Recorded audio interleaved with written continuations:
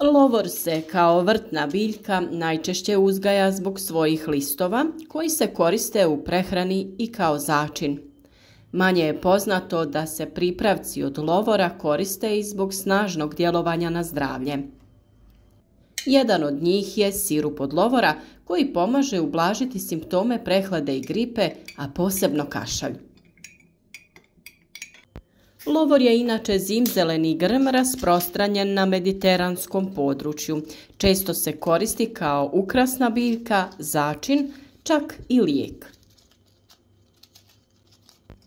Listovi lovora se skupljaju početkom jeseni i suše na toplom mjestu.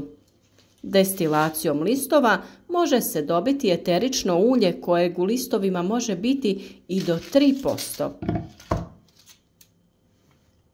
Neka od najimpresivnijih ljekovitih svojstava listova lovorovog grma uključuju analgetsko djelovanje, sposobnost detoksikacije tijela, brzo zacjeljivanje rana, zaštitu tijela od bakterijskih infekcija, kontrolu dijabetesa, poboljšavanje zdravlja srca, ublažavanje respiratornih problema jer je lovorov list dobar protiv kašlja, te optimizaciju probave.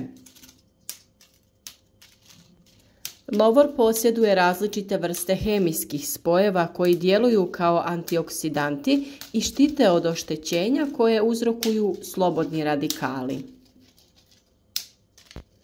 Lovor posjeduje i različite vrste hemijskih spojeva koji djeluju kao antioksidanti. Listovi sadrže velike količine vitamina A i C. Osim toga, sadrže više vitamina B skupine kao što su niacin, riboflavin, piridoksin i folna kiselina. Osnovni minerali koji se nalaze u listovima su kalcij, kalij, mangan, magnezij, bakar, željezo, selen i cink. A lovor se za ljekovita svojstva koristi još i za smirenje, snižavanje razina šećera u krvi, ublažavanje bolova u mišićima ili uganuća, te za ublažavanje bolova kod artritisa. Samim dolaskom hladnijih dana dolazi i do pada imuniteta, a samim time i do pojave raznih bolesti.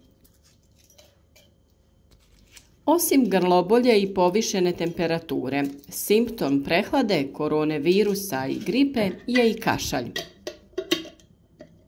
Pa sada prije nego krenete po sirup za kašalj, razmotrite i prirodnu opciju, a to je čaj od lovora. Čaj od lovora će uspješno riješiti problem napornog kašlja, a može se piti nekoliko puta dnevno. Jednako tako može se konzumirati topao ili hladan, sam ili uz dodatak limuna i meda. Naravno da vam u nastavku donosimo jednostavan recept za ovaj čaj. Možete koristiti svježi ili sušeni list lovora. Sastojci koji su vam potrebni jesu 2,5 decilitra hladne vode, 4 do 6 listova lovora i naravno po želji med i limun. Sama priprema je vrlo jednostavna. U hladnu vodu stavite listove lovora i kuhajte na srednje jakoj vatri dok ne zavrije. Nakon toga potrebno je malo stišati vatru i nastaviti kuhati još otprilike 5 minuta. Sa nekom drvenom kašikom možete lagano i promiješati listove lovora u vodi kako bi potonuli i bili potpuno prekriveni vodom. Nakon nekih 5 minuta kuhanja potrebno je da ugasite vatru i lončić u kojem se kuhao čaj pokrijete i ostavite poklopljeno oko 10 do 15 minuta. Nakon toga vaš čaj procijedite i napitak je spreman za konzumaciju. Ako baš i niste ljubitelj okusa lovora, u čaj možete dodati malo meda ili limuna.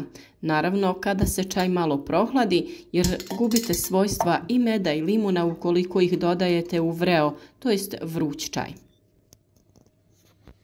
A iako niste ljubitelj ovog okusa, ipak za zdravlje se isplati malo pretrpjeti, pogotovo kada znate da će kašalj stvarno prestati. Ovaj čaj se može piti nekoliko puta dnevno, ali i nekoliko dana za redom, odnosno sve dok se kašalj ne povuče.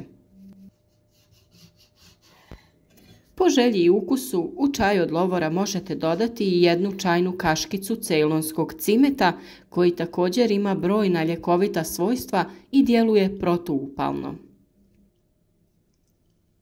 Čaj od lovora koji se jednostavno priprema u kućnoj radinosti, a generacijama se koristi u tradicionalnoj medicini za čišćenje sinusa, ublažavanje kašlja, poboljšanje probave, funkcionalan rad imunološkog sustava i za smanjenje upala u tijelu. Čaj od lovora poboljšava probavu i smanjuje nadutost, te se ova aromatična biljka koristi za poboljšanje probave i regulaciju metabolizma. Upravo zato čaj od lovora se već dugi niz godina koristi kao podrška u mršavljenju i gubitku suvišnih kilograma.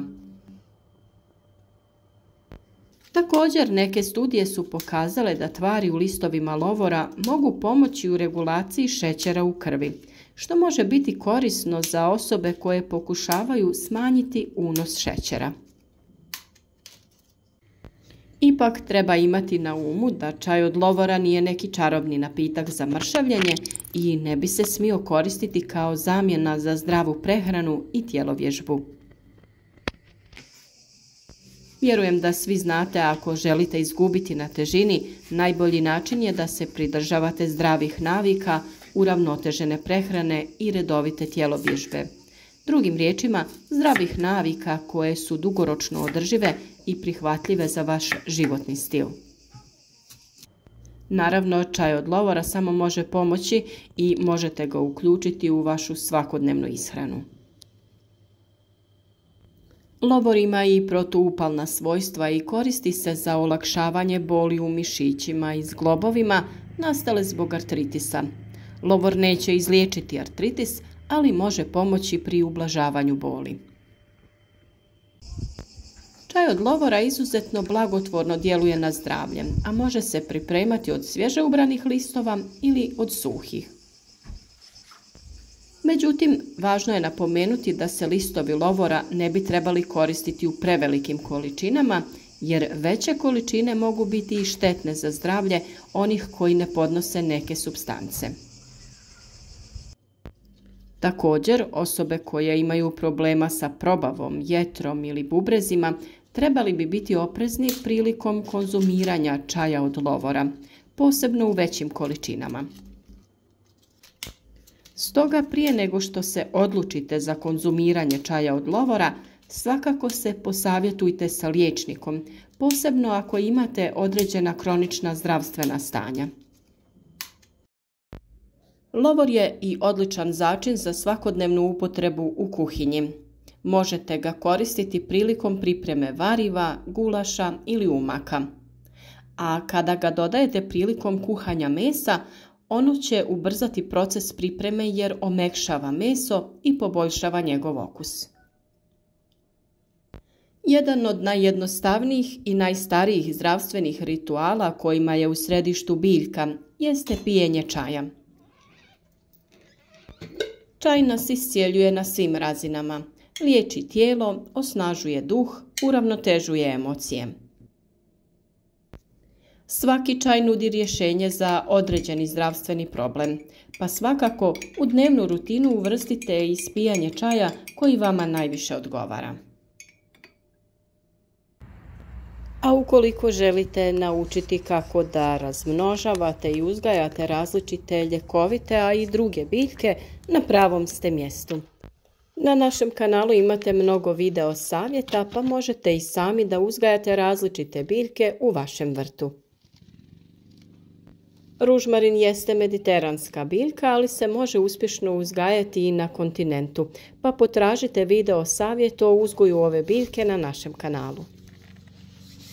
Naš rad podržite lajkom, Ostavite komentar, a video ukoliko vam je bio koristan podijelite sa vašim prijateljima na društvenim mrežama.